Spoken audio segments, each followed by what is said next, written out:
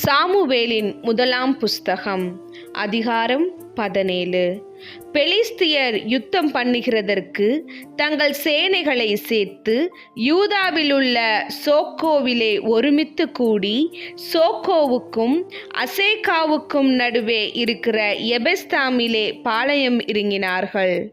சவுலும் இஸ்ரவேல் மனுஷரும் ஒருமித்து கூடி ஏலா பள்ளத்தாக்கிலே பாளையம் இறங்கி பெலிஸ்தியருக்கு எதிராக யுத்தத்திற்கு அணிவகுத்து நின்றார்கள். பெலிஸ்தியர் அந்த பக்கத்தில் ஒரு மலையின் மேலும் இஸ்ரவேலர் இந்த பக்கத்தில் ஒரு மலையின் மேலும் நின்றார்கள். அவர்களுக்கு நடுவே பள்ளத்தாக்கு இருந்தது. அப்பொழுது காத் ஊரானாகிய கோலியாத் என்னும் பேருள்ள ஒரு வீரன் பெலிஸ்தியரின் பாளையத்திலிருந்து புறப்பட்டு வந்து நடுவே நிற்பான். அவன் உயரமும் 6 முழமும் 1 ஜானுமாம். அவன் தன் தலையின் மேல் வெண்கல சீராவை போட்டு ஒரு போர்க்கவசம் தரித்து கொண்டிருப்பான். அந்த கவசத்தின் நிறை 5000 சேக்கலான வெண்கலமாயிருக்கும். அவன் தன் கால்களிலே வெண்கல கவசத்தையும் தன் தோள்களின் மேல் வெண்கல கேடகத்தையும் தரித்திருப்பான். அவனுடைய ஈட்டி தாங்கும் நெசவுக்காரரின் படைமரத்தின் கனத்தையும் அவன் ஈட்டியின் அழகு 600 சேக்கல் இரும்புமாய் இருக்கும். பரிசை பிடிக்கிறவன் அவனுக்கு முன்னாக இருப்பான். அவன் வந்து நின்று இஸ்ரவேல் சேனைகளை பார்த்து சத்தமிட்டு, நீங்கள் யுத்தத்திற்கு அணிவகுத்து நிற்கிறது என்ன? நான் பெலிஸ்தியன் அல்லவா? நீங்கள் சவுலின் சேவகர் அல்லவா? உங்களில் ஒருவனை தெரிந்து கொள்ளுங்கள், அவன் என்னிடத்தில் வரட்டும். அவன் என்னோட யுத்தம் பண்ணவும் என்னை கொல்லவும் சாமர்த்தியமானால் நாங்கள் உங்களுக்கு வேலைக்காரராயிருப்போம். நான் அவனை ஜெயித்து அவனை கொல்வேனானால் நீங்கள் எங்களுக்கு வேலைக்காரராயிருந்து எங்களை சேவிக்க வேண்டும் என்று சொல்லி, பின்னும் அந்த பெலிஸ்தியன், நான் இன்றைய தினம் இஸ்ரவேலுடைய சேனைகளை நிந்தித்தேன். நாம் ஒருவரோடு ஒருவர் யுத்தம் பண்ண ஒருவனை விடுங்கள் என்று சொல்லிக்கொண்டு வருவான். சவுலும் இஸ்ரவேலர் அனைவரும் அந்த பெலிஸ்தியனுடைய வார்த்தைகளை கேட்டு கலங்கி மிகவும் பயப்பட்டார்கள். தாவீது என்பவன் யூதாவிலுள்ள பெத்லகேம் ஊரானாகிய ஈசா எனும் பேருள்ள எப்பிராத்தின் மனுஷனுடைய குமாரனாய் இருந்தான். ஈசாய்க்கு 8 குமாரர் இருந்தார்கள். இவன் சவுலின் நாட்களிலே மற்ற ஜனங்களுக்குள்ளே வயது சென்ற கிழவனாய் மதிக்கப்பட்டான். ஈசாயினுடைய 3 மூத்த குமாரர் சவுலோடே கூட யுத்தத்திற்கு போயிருந்தார்கள். யுத்தத்திற்கு போயிருந்த அவனுடைய 3 குமாரரில் மூத்தவனுக்கு எலியாப் என்றும், 2ஆம் குமாரனுக்கு அபினதாப் என்றும், 3ஆம் குமாரனுக்கு சம்மா என்றும் பேர். தாவீது எல்லாருக்கும் இளையவன். மூத்தவர்களாகிய அந்த 3 பேரும் சவுலோடே கூட போயிருந்தார்கள். தாவீது சவுலை விட்டு திரும்பி போய் பெத்லகேமில் இருக்கிற தன் தகப்பனுடைய ஆடுகளை மேய்த்து கொண்டிருந்தான். அந்த பெலிஸ்தியன் காலையிலும் மாலையிலும் 40 நாள் வந்து வந்து நிற்பான். ஈசாய் தன் குமாரனாகிய தாவீதை நோக்கி, உன் சகோதரருக்கு இந்த ஒரு மரக்கால் வறுத்த பயிற்றையும் இந்த 10 அப்பங்களையும் எடுத்துக்கொண்டு பாளையத்தில் இருக்கிற உன் சகோதரத்திற்கு ஓட்டமாய் போய் இந்த 10 பால் கட்டிகளை 1000 பேருக்கு அதிபதியானவனிடத்தில் கொடுத்து, உன் சகோதரர் சுகமாய் இருக்கிறார்களா என்று விசாரித்து அவர்களிடத்தில் அடையாளம் வாங்கி கொண்டு வா என்றான்.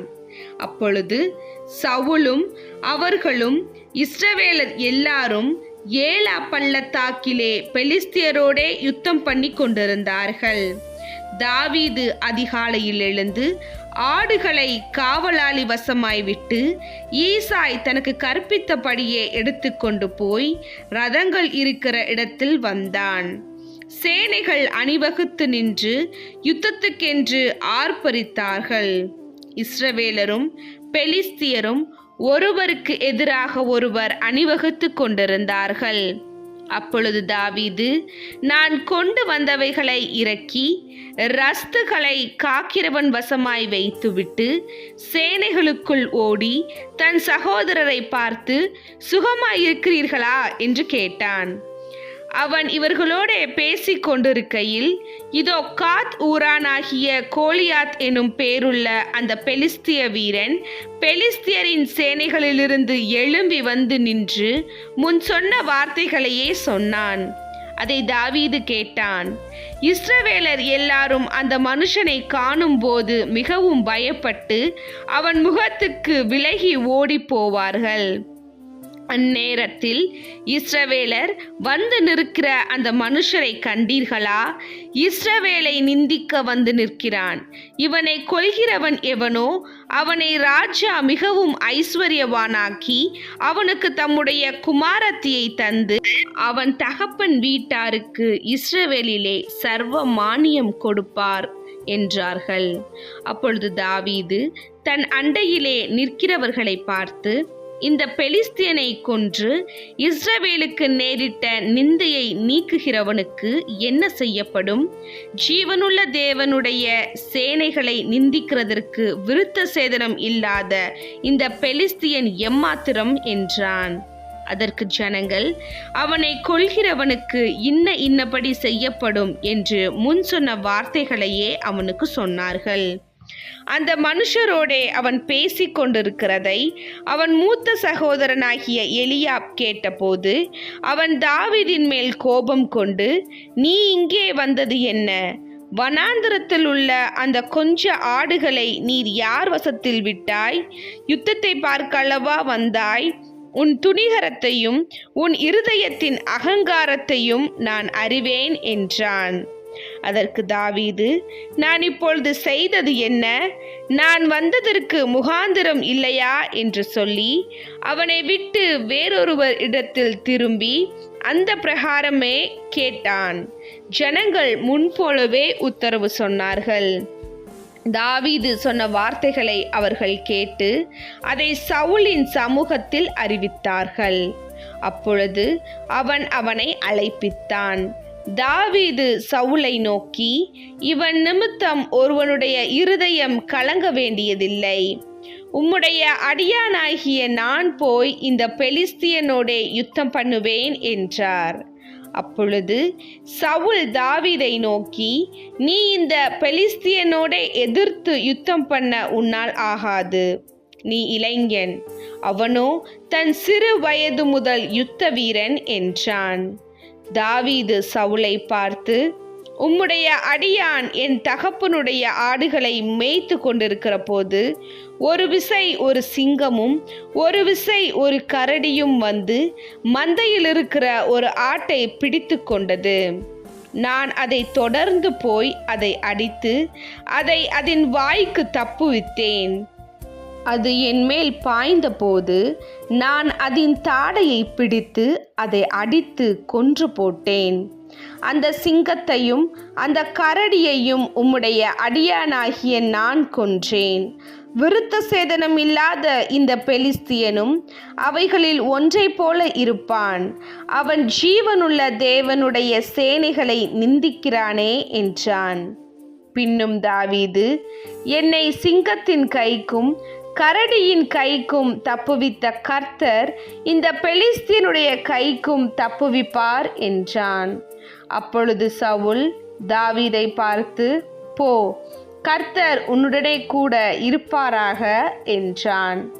சவுல் தாவீதுக்கு தன் வஸ்திரங்களை உடுத்திவிட்டு வெண்கலமான ஒரு சீராவை அவன் தலையின் மேல் போட்டு ஒரு கவசத்தையும் அவனுக்கு தரிப்பித்தான். அவனுடைய பட்டயத்தை தாவீது தன் வஸ்திரத்தின் மேல் கட்டிக்கொண்டு அதிலே அவனுக்கு பழக்கமில்லாததினால் நடந்து பார்த்தான்.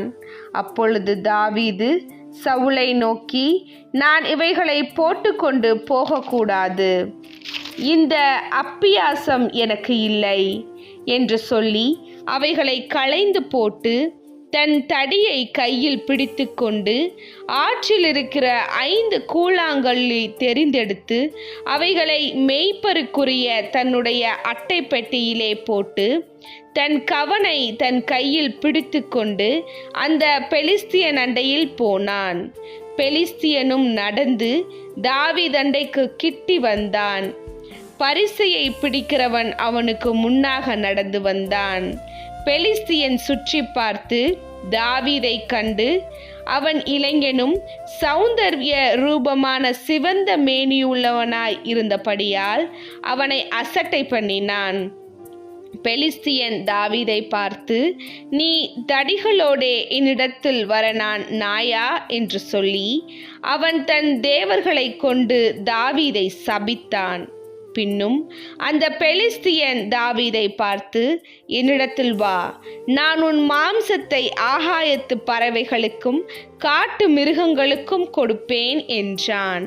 அதற்கு தாவீது பெலிஸ்தியனை நோக்கி, நீ பட்டயத்தோடும் ஈட்டியோடும் கேடகத்தோடும் என்னிடத்தில் வருகிறாய், நானோ நீ நிந்தித்த இஸ்ரவேலுடைய இராணுவங்களின் தேவனாகிய சேனைகளுடைய கர்த்தரின் நாமத்தில் உன்னிடத்தில் வருகிறேன்.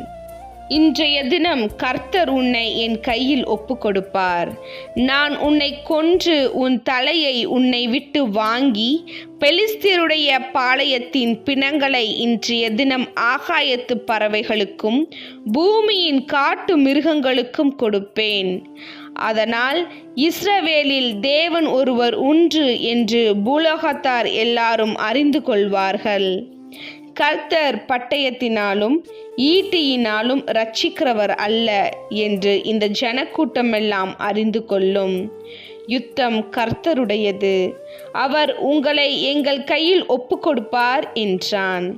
அப்பொழுது அந்த பெலிஸ்தியன் எழும்பி தாவீதுக்கு எதிராக கிட்டி வருகையில் தாவீது தீவிரமாய் அந்த சேனைக்கும் அந்த பெலிஸ்தியனுக்கும் எதிராக ஓடி தன் கையை அடைப்பத்திலே போட்டு அதிலிருந்து ஒரு கல்லை எடுத்து கவனிலே வைத்து சுழற்றி பெலிஸ்தியனுடைய நெற்றியிலே பட எறிந்தான். அந்த கல் அவன் நெற்றியில் பதிந்து போனதினால் அவன் தரையிலே முகம் குப்பிர விழுந்தான்.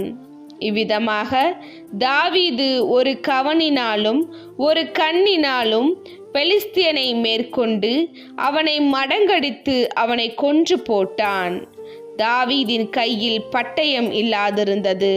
ஆகையால் தாவீது பெலிஸ்தியன் தன் அண்டையில் ஓடி அவன் மேல் நின்று அவன் பட்டயத்தை எடுத்து அதை அதன் உறையிலிருந்து உருவி அவனை கொன்று அதனாலே அவன் தலையை வெட்டி போட்டான். அப்பொழுது தங்கள் வீரன் செத்து போனான் என்று பெலிஸ்தியர் கண்டு ஓடிப்போனார்கள். அப்பொழுது இஸ்ரவேலர் யூத மனுஷர் எழும்பி ஆர்ப்பரித்து பள்ளத்தாக்கின் எல்லை மட்டும் எக்ரோனின் வாசல் மட்டும் பெலிஸ்தியரை துரத்தினார்கள். சாராயிமின் வழியிலும் காத் பட்டணம் மட்டும் எக்ரோன் பட்டணம் மட்டும் பெலிஸ்தியர் வெட்டுண்டு விழுந்தார்கள். இஸ்ரவேல் புத்திரர் பெலிஸ்தியரை மூர்க்கமாய் துரத்தின பிற்பாடு திரும்பி வந்து அவர்களுடைய பாளையங்களை கொள்ளையிட்டார்கள். தாவீது பெலிஸ்தியனுடைய தலையை எடுத்து அதை எருசலேமுக்கு கொண்டு வந்தான். அவன் ஆயுதங்களையோ தன் கூடாரத்தில் வைத்தான். தாவீது பெலிஸ்தியனுக்கு எதிராக புறப்பட்டு போகிறதை சவுல் கண்டபோது அவன் சேனாதிபதியாகிய அப்னேரை பார்த்து, அப்னேரே, இந்த வாலிபன் யாருடைய மகன் என்று கேட்டான். அதற்கு அப்னேர், ராஜாவே, எனக்கு தெரியாது என்று உம்முடைய ஜீவனை கொண்டு சொல்கிறேன் என்றான். அப்பொழுது ராஜா, அந்த பிள்ளையாண்டான் யாருடைய மகன் என்று விசாரி என்றான். தாவீது பெலிஸ்தியனை கொன்று திரும்புகையில் அப்னேர் அவனை சவுலுக்கு முன்பாக அழைத்து கொண்டு போய் விட்டான். பெலிஸ்தியனுடைய தலை அவன் கையில் இருந்தது.